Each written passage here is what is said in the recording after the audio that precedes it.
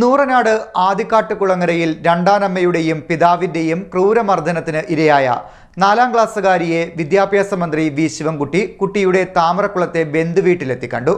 മന്ത്രിയോട് കുട്ടി താൻ നേരിട്ട വിഷമങ്ങൾ പറഞ്ഞു. അതേസമയം ബാപ്പിക്ക് ഒരു ചെറിയ തെറ്റ് പറ്റിപ്പോയതാണ്, ബാപ്പിയോട് ക്ഷമിക്കണം എന്ന് നിഷ്കളങ്കമായി ആ കുട്ടി പറഞ്ഞപ്പോൾ സ്നേഹമെന്ന വികാരത്തിന്റെ ആഴം തിരിച്ചറിഞ്ഞെന്ന് മന്ത്രി പിന്നീട് ഫേസ്ബുക്ക് പേജിൽ കുറിച്ചു.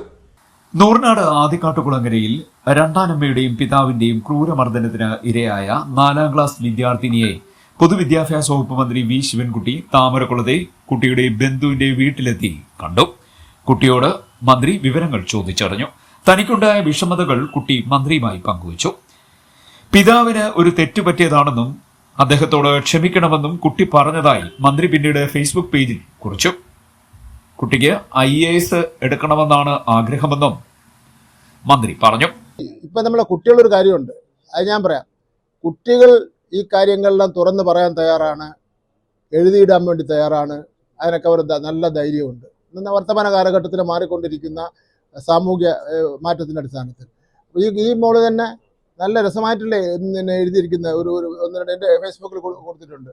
എന്ന് മാത്രമല്ല 8 10 കവിതയോ 1 2 3 പുസ്തകമൊക്കെ എഴുതി എന്നോട് പറഞ്ഞ് IAS ആവണമെന്നാണ് ആഗ്രഹം. അപ്പോൾ ഞാൻ ഷാനവാസിനെ കാണിച്ചു കൊടുത്തു, അതായത് IAS നിൽക്കുന്ന എല്ലാ സഹായം ചെയ്തിരുന്നു.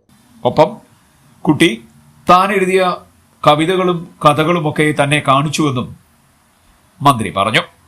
മധുരം നൽകിയാണ് മന്ത്രി കുട്ടിയെ ആശ്വസിപ്പിച്ചത്.